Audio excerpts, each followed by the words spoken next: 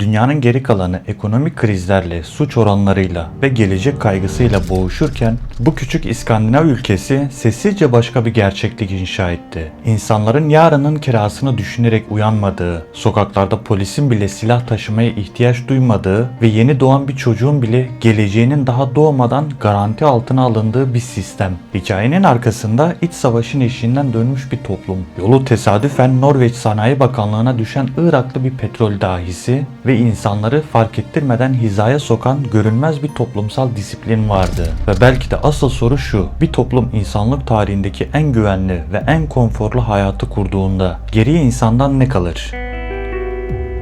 Norveç, neredeyse herkesin gitmek, yaşamak, en azından yaşlanmak istediği o uzak kuzey ülkesi. Ancak buradaki refahı sadece yüksek maaşlar ve ücretsiz sağlık gibi genel geçer kelimelerle özetlemek o devasa mekanizmayı ıskalamak olur. Gerçek hayatta bu sistem yeni doğan bir bebeğin ebeveynlerine sunulan yaklaşık bir yıllık ücretli izinden bazı hapishanelerin mahkum yetersizliğinden kapandığı bir güvenlik zeminine kadar uzanıyor. Düşünsenize, ülkede yasal olarak asgari ücret kavramı bile yok. Çünkü sendikalar ve sistem bir temizlik işçisi ile bir mühendisin alım gücü arasındaki makası o kadar dar tutuyor ki kimse ay sonunu ya da yarının kirasını düşünerek uyanmıyor. Doğa, sosyal haklar ve bireysel özgürlükler. Kağıt üzerindeki maddeler değil, günlük hayatın sıradan bir uzantısı. Dünyanın geri kalanı yüksek enflasyon dalgalarıyla, konut krizleriyle ve bitmek bilmeyen ekonomik çalkantılarla boğuşurken bu ülkenin arkasında doğrudan petrol gelirleriyle beslenen ve bugün 2 trilyon doları aşan devasa bir küresel emeklilik fonu var. Bu rakamı sadece büyük bir banka hesabı olarak görmeyin. Sistemin temel mantığı bu devasa nakit gücünü Norveç içine sokup yerel parayı değersizleştirmek yerine parayı tamamen sınırların dışına çıkarmak. Norveç devleti bu fonla tüm dünyaya yatırım yapıyor. Bugün Apple'dan Microsoft'a küresel çapta işlem gören tüm halka açık şirketlerin yaklaşık %1,5'u resmen bu ülkenin ortaklığı altında. Nüfusu sadece 5,65 milyon olan bir toplum için bu, kişi başına düşen yaklaşık 370 bin dolardan fazla bir küresel hisse senedi demek. Kısacası dünyanın herhangi bir yerinde bir insanın tükettiği telefon, içtiği kahve ya da kullandığı yazılım görünmez bir neden sonuç zinciriyle bu eski balıkçı köyünün geleceğini finanse ediyor. Kağıt üzerinde burası insan zekasının ve rasyonel matematiğin ulaşabileceği en kusursuz sistemin vücut bulmuş hali.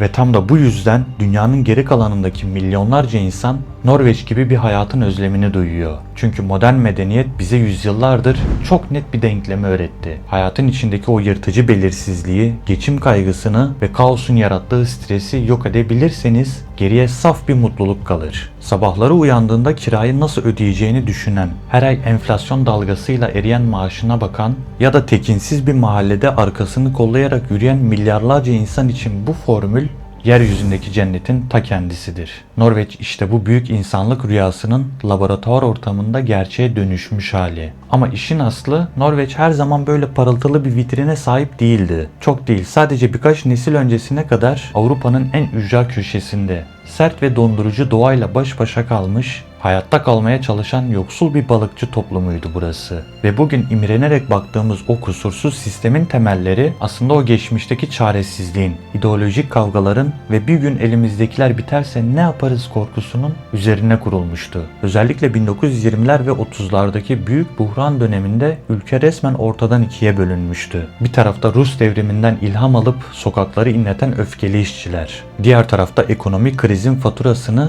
çalışanlara kesen patronlar vardı. İşçilerin koptuğu yer 1931 yılındaki Manstead çatışması oldu. Fabrikalardaki grevi kırmak için dışarıdan yedek işçiler getirilince taşlı sopalı, kanlı bir kavga başladı. İşte o an dönemin savunma bakanı olan ve ileride ülkeyi Nazilere teslim ederek adını tarihin en karanlık sayfalarına yazdıracak olan Vidkun Quisling sahneye çıktı. Kendi vatandaşına karşı hiç tereddüt etmeden orduya vur emri vermişti. Norveç tarihinin en büyük iç savaş provasını bizzat kendi sokaklarında, kendi insanıyla yaşadı. İşte tam o yıllarda yoksulluğun ve vahşi kutuplaşmanın küllerinden bugün o insan ruhunu uyuşturuyor denilen o zihinsel gardiyan, yani Janteloven toplumun gizli işletim sistemi olarak doğdu. Axel Sondemus'un 1933 tarihli romanından doğan bu sosyal felsefe insanlara tek bir şeyi fısıldıyordu: kimseden daha iyi, daha akıllı ya da daha özel olduğunu sakın düşünme. Bu edebi fikirden fazlasıydı. O dondurucu coğrafyada ve büyük kaosun içinde hayatta kalmanın tek yolu tek vücut olmak, gruptan ayrılmamak ve asla fazla öne çıkmamaktı. Fazla uzayanın öne çıkanın toplumu böleceği ve herkesi felakete sürükleyeceği korkusu o günlerin travmasıyla bu insanların genetik koduna kazındı. Bu yüzden 1969'un o soğuk Noel arifesinde Kuzey Denizi'ndeki Ekofisk sahasında petrol bulunduğunda karşılarında parayı görünce çıldıracak, lüks içinde dağılacak bir toplum yoktu. Amerikan şirketi Philip Petroleum tam 32 kuyu delip milyonlarca dolar batırdıktan sonra tam pes edecekken o devasa rezervi bulmuştu. Ama Norveçliler sevinmek yerine o eski, korku dolu balıkçı refleksiyle durup düşündüler. Ortada çok daha büyük bir sorun vardı. Norveç'in elinde bu siyah altını çıkaracak ne bir teknolojisi, ne hukuki mevzuatı, ne de petrolün P'sinden anlayan tek bir uzmanı vardı. Sanayi Bakanlığındaki birkaç bürokrat, uluslararası dev petrol şirketlerinin gönderdiği sismik haritaların ve ağır teknik raporların altında resmen eziliyordu. Şirketler ne derse ona inanmak zorundalardı. Tam o günlerde Oslo garında tren bekleyen bir adam, sadece ülkedeki sanayinin durumunu görmek ve kendini tanıtmak için bakanlık binasından içeri girdi. Adı Faruk El Kasım'dı. İngiltere'de eğitim görmüş, Irak petrol şirketinde tepe yöneticiliğe kadar yükselmiş çok parlak bir petrol jeoloğuydu. Aslında Faruk'un Norveç'i kurtarmak gibi bir derdi de yoktu. O Oslo'ya çaresiz bir baba olarak gelmişti. Küçük oğluna serebral palsi yani beyin felci teşhisi konmuştu ve o dönem bu hastalığın en iyi rehabilitasyon imkanları Norveç'teydi. Faruk da oğlunun sağlığı için Irak'taki gücünü, kariyerini geride bırakıp buraya taşınmıştı. Bakanlıktaki tek tük bürokratlar Faruk'un özgeçmişini görünce onu hemen bir odaya aldılar ve ellerindeki şirketten gelen çuvallar dolusu gizli veriyi önüne yığdılar. Faruk haritaları incelediğinde durumu anlamıştı. Kuzey Denizi'nin altında bir servet yatıyordu. Ama daha önemlisi dünyayı haraca bağlayan o dev petrol kartelleri bu saf ve deneyimsiz balıkçı ülkesini kendi evinde işçi yapmak üzereydi. Çünkü aynısını Faruk'un memleketi Irak'ta ve Orta Doğu'da defalarca yapmışlardı. Faruk Norveçli hukukçu Jens Evensen ile yan yana geldi ve bir nevi Norveç'in savunma kalkanını yazdı. Tarihe 10 petrol emri olarak geçecek bu kuralların özü Faruk'un Irak'taki acı tecrübelerine dayanıyordu. Petrol operasyonlarının kontrolü tamamen devlette olacak. Yabancı şirketler yerli mühendisleri teknolojiyi öğretmek zorunda kalacak ve en önemlisi bu para ülke içinde harcanmayacaktı. Sıradan bir toplum böyle bir devasa bir zenginlik bulduğunda parayı hemen tüketmeyi, lüks binalar dikmeyi seçebilirdi. Ama Norveçliler o eski, tedbirli balıkçı refleksiyle bu göçmen jeoloğun vizyonuna güvendiler. Parayı doğrudan piyasaya sürüp kendi paralarını değersizleştirmek yerine parayı sınırların dışına çıkarıp küresel şirketlerin hisselerine yatırdılar. Kendilerine o parayı bugünden harcamayı yasakladılar. Buradaki asıl büyüleyici düğüm ise şu: bugün dünyanın en başarılı, en gelişmiş refah sisteminin arkasındaki o dahi mimari kendi ülkesinin sömürülmesini izlemek zorunda kalmış Iraklı bir babanın yeni vatanını koruma motivasyonundan doğdu. Refah petrolün topraktan çıkmasıyla değil, o petrolün etrafında örülen bu soğuk akılla başladı. Ama işler düşündüğümüz kadar basit değildi. Medeniyetin tüm riskleri sıfırladığı, insanı doğanın ve ekonominin insafına bırakmadığı bir laboratuvarda sistem kusursuzlaştıkça İnsan doğası garip tepkiler vermeye başladı. Bu tepkilerin ilk izleri sokak tabelalarında ya da kanun kitaplarında değil, insanların günlük reflekslerinde görülüyor. Norveç'te bir bireyin ortalamanın üzerinde kazanması, çok lüks bir harcama yapması ya da başarısını yüksek sesle dile getirmesi yasal olarak suç değil. Ancak bunu yapan birinin karşılaştığı şey toplumun ona ördüğü o sessiz, aşılması imkansız duvar oluyor. Biraz önce bahsettiğimiz Janteloven olarak adlandırılan ve kimsenin daha zeki, daha iyi, daha özel olduğunu sakın düşünme felsefesine dayanan bu yazılı olmayan kural toplumsal bir budama makinesi gibi çalışıyor. Bu izolasyon ülkenin yerleşim haritasına bakıldığında daha da somut bir hal alıyor. Bugün başkent Oslo'daki konutların %50'sinden fazlası tek kişilik hanelerden oluşuyor. Devlet bireyi aileye, akrabaya, komşuya ya da dosta muhtaç olmaktan tamamen kurtardı. Yaşlandığınızda çocuklarınızın bakımına, zor bir kış gününde komşunuzun yardımına ihtiyacınız yok. Çünkü her insani bağ tıkır tıkır işleyen profesyonel birer devlet hizmetine dönüştürüldü. Yardımlaşmanın ve hayatta kalmanın bu şekilde mekanikleşmesi, insan ilişkilerinde birer gereksizlik eşitlik çizgisine getirdi. Kimsenin kimseye mecbur olmadığı bu düzende aslında yan yana yaşayan ama birbirine asla temas etmeyen hayatların yarattığı derin bir yabancılaşmaya dönüşüyor. Uğruna savaşılacak, acı çekilecek ya da risk alınacak hiçbir varoluşsal tehdidin kalmadığı bu steril ortam yeni nesilde daha farklı bir kırılma yaratıyor. Norveç medyasında ve sokak dilinde son yıllarda sıkça duyulan bir kavram var. Naving. Gençlerin asgari ücretle çalışıp iş stresi çekmek yerine devletin refah ve sosyal yardım kurumu olan Nav'dan maaş alarak yaşamayı bilinçli bir kariyer tercihi haline getirmesini ifade ediyor. Hayatta kalma kaygısının evrimsel olarak hafızadan silindiği bu ortamda sistemi sırtında taşıyan çalışan orta sınıf ile bu garantiyi bir yaşam tarzına çeviren kitle arasında halının altına süpürülen sessiz bir iç öfke büyüyor. En büyük paradoks ise sistemin tüm bu korumacı yapısına rağmen insan doğasındaki o karanlık sürtünmenin tamamen yok edilememesinde saklı. Dünyanın en insancıl, parmaklıksız ve adeta birer rehabilitasyon merkezi gibi tasarlanmış hapishaneleriyle övünen bu ülkede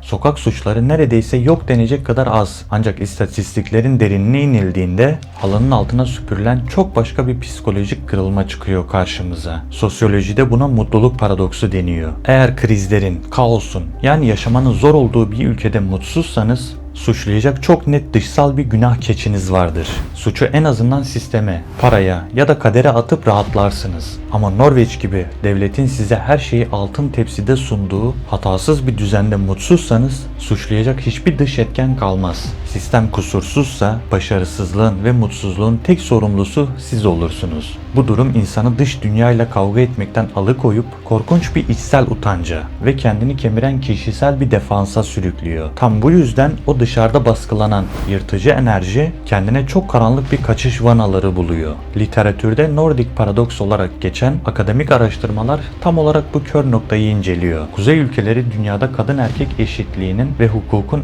en üst düzeyde olduğu yerler olmasına rağmen ev içi şiddet oranları gelişmekte olan birçok ülkeye kıyasla tuhaf şekilde yüksek. Çünkü devlet hayatın ve kamusal alanın her santimetresini o kadar kusursuz denetleyip kurumsallaştırdı ki insanın o çiğ, ilkel ve karanlık kontrol etme dürtüsünü kusabileceği, sistemin sızamadığı tek kontrolsüz alan evlerin içi, kapalı kapıların arkası kaldı. Benzer bir durum alkol ve madde kullanım biçimlerinde de var. Norveçlilerin Helgefula dedikleri sadece hafta sonuna sıkıştırılmış çok ekstrem bir toplu sarhoşluk ritüeli var. Hafta içi o Jantelov'un baskısıyla robot gibi yaşayan, kimsenin alanına girmeyen, duyguları tamamen izole etmiş o aşırı kontrollü insanlar cuma gecesi bilincini tamamen kapatana kadar içiyorlar. Bu bir bağımlılık trendi değil. O dondurucu sosyal baskıdan, o kusursuz vatandaş maskesinden kurtulmanın sadece 48 saatliğine de olsa insanca saçmalayabilmenin tek yolu o kimyasal şarteli indirmek. Dışarıdaki fırtınayı durdurmuş gibi görünse de içerideki insanın kendi doğasıyla girdiği o büyük ve sessiz savaşı bitirmeye yetmiyor. Ve belki de Norveç'in en büyük problemi tam olarak buydu. İnsanlık tarihindeki en konforlu hayatlardan biri kurulmuştu. Ama insan zihni yalnızca konfor için evrimleşmemişti. Biz yüz binlerce yıl boyunca doğanın, vahşi hayvanların ve kıtlığın ortasında her sabah hayatta kalmak için bir problemi çözmek zorunda kalan avcı toplayıcı canlıların genetik mirasçılarıyız. İnsan beyni sorunsuz bir düzende yan gelip yatmak için değil, adeta tamamen bir sürtünme ve mücadele motoru olarak tasarlanmış. Hatta bunu anlamak için insanı bir kenara bırakıp doğaya baktığımızda bile aynı mekanizmayı görüyoruz. Geçtiğimiz yüzyılda Arizona çölünde kurulan devasa bir yapay ekosistem deneyinde ağaçlar için her şey kusursuz kurgulanmıştı. Bu deney mükemmel bir toprağa, düzenli su ve ideal sıcaklığa sahipti. Ağaçların normalde çok daha hızlı büyümesini sağlamışlardı. Fakat bir süre sonra garip bir şey yaşanmıştı. Belli bir boya gelen sağlıklı ağaçlar hiçbir dış etken yokken